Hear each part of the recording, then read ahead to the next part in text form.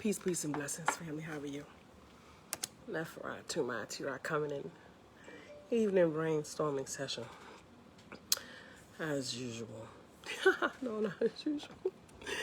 Checking in with everyone. I hope all is doing well.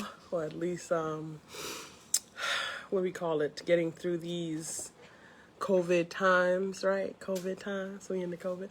Oh, and then there was light. Thank you, sexy goodness. You're amazing. Hey, y'all. So I'm coming in, and you know what we're going to talk about tonight? Don't come empty-handed. That's what came to my mind. Grandma used to say, don't visit people empty-handed. So peace and blessings, family. Share the link. Join the conversation, please. It is an exchange we can share between you and I, Nefratu Matira, your sister and Minister of Learning and Development, your Pan-African Transformational Coach. Because if you plan to win, you're going to need a coach. Get at your girl. So listen, family. We're going to chat it up about don't come empty-handed. And because, you know, what happens a lot is there's been like questions around, you know, people saying, well, I'm a good person. I'm nice. I'm a good person. What does it mean to be a good person as an African, as a part of a community? What does it mean to be a good person, a part of a community of people? Because we practice some bad habits and we practice some habits of selfishness and self-centeredness, and we're not necessarily functioning as a community and as a group. So don't come empty-handed is a great way to practice a consciousness of consistent connection to someone else.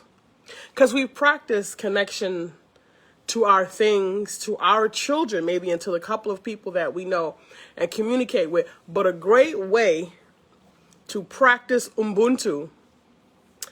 Thank you for coming in. Share your comments. We're talking about don't come empty-handed as a way to constantly stay in a frequency of connection to other Africans. Grandma used to say that. Don't visit nobody's house empty-handed. Don't go with nothing in your hand. When you visit, make sure you have something. When you go to someone's house, when you go, and this is something that I took and I expanded this lesson.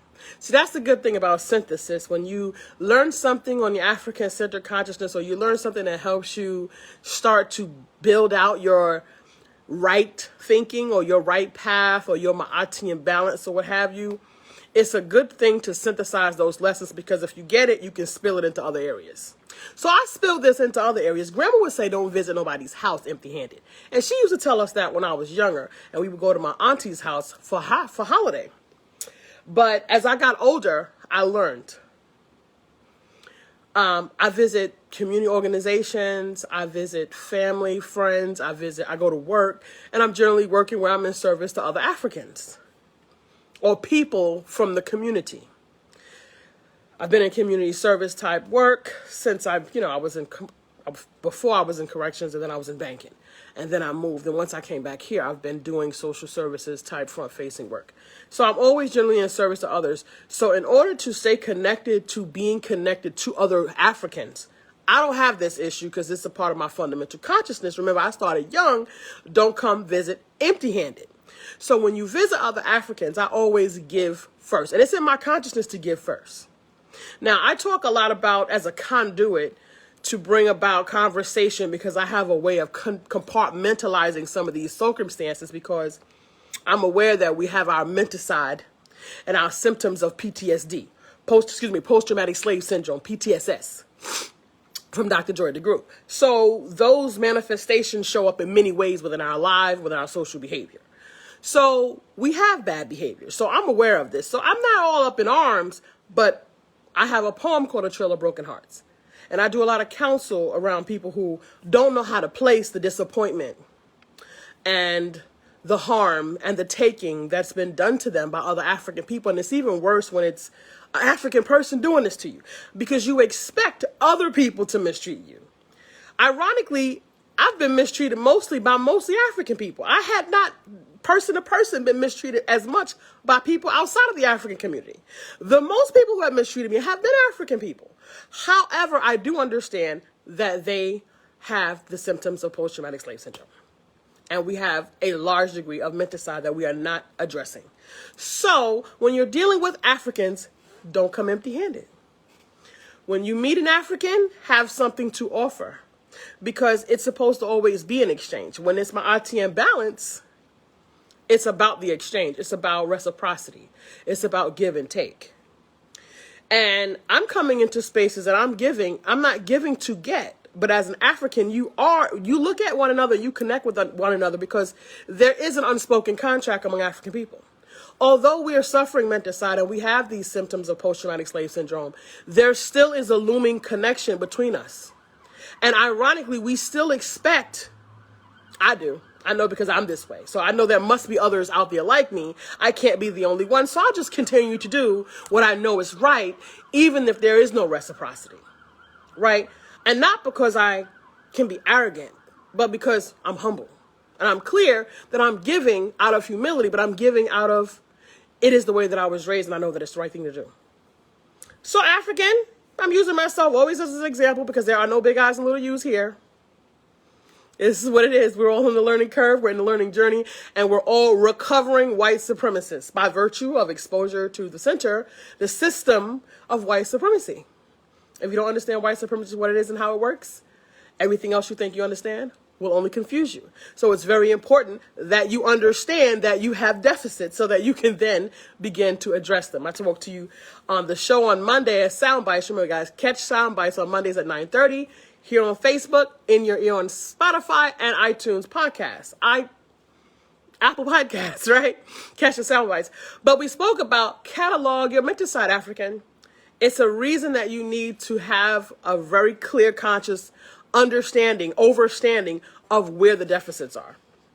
And our behavior towards one another is a huge deficit to Ubuntu, the unity, the folding into, the connecting, the green-eyed monster. We talked about that, and we talked about how devastating and detrimental, even fatal, the green-eyed monkey can be when we're not folding into one another, when we're not caring and creating safe space and loving embrace for one another.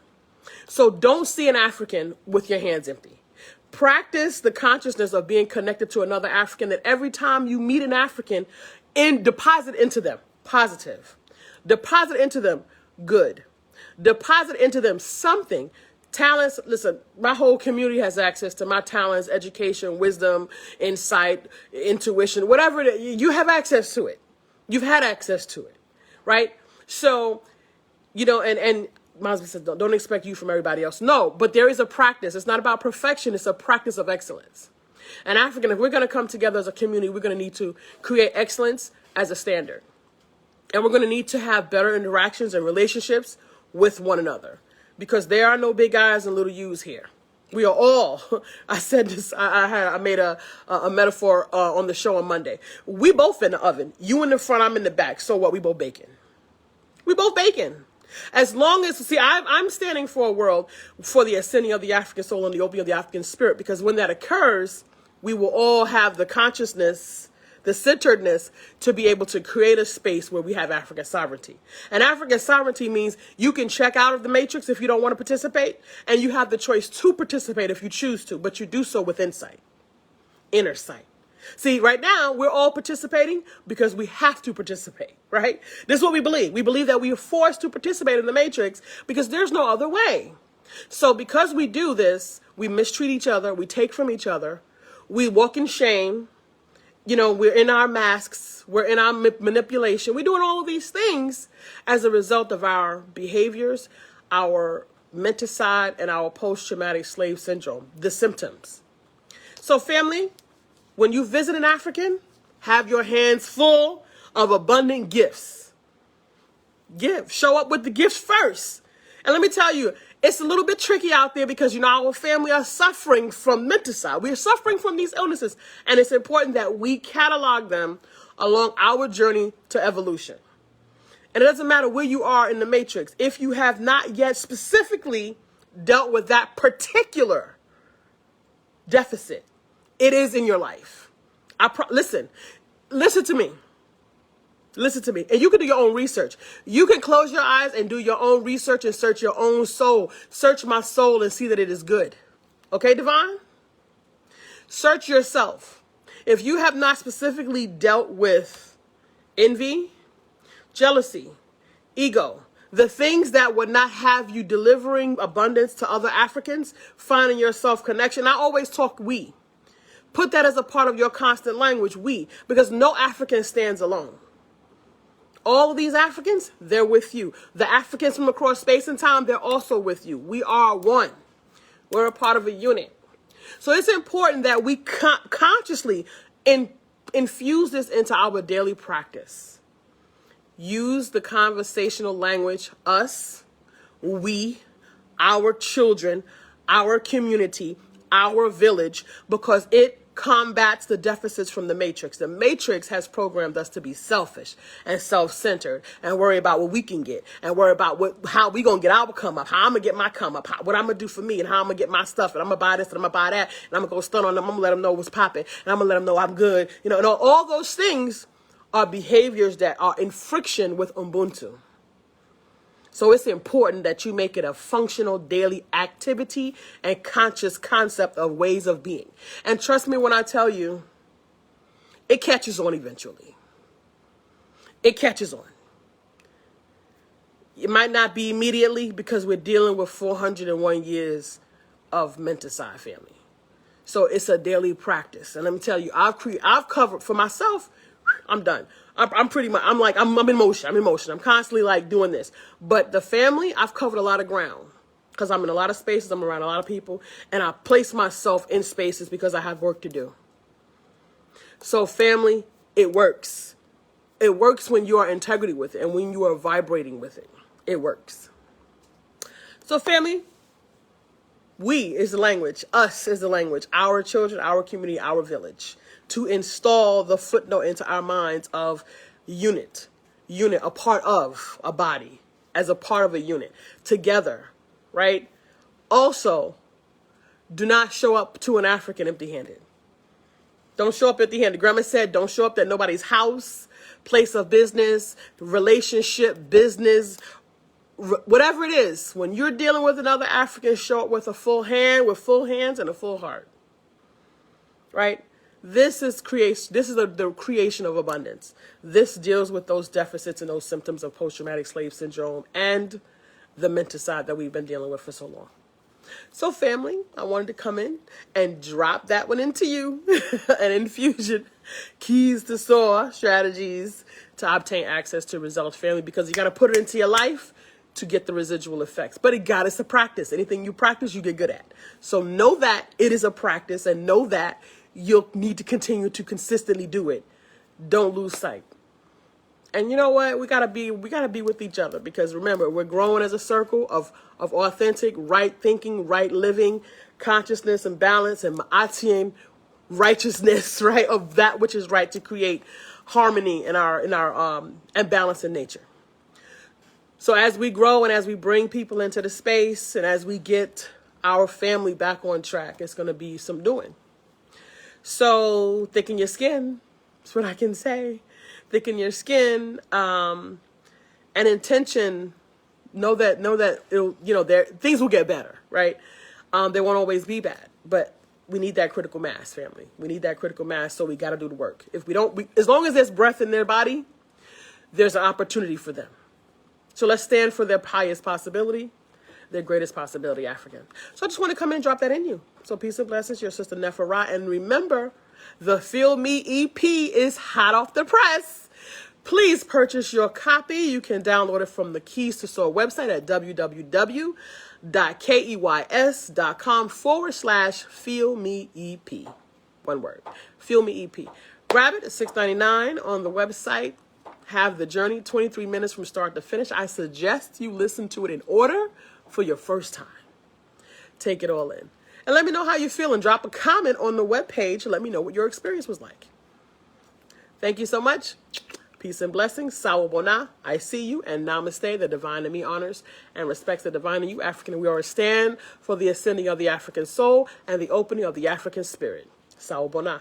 Peace.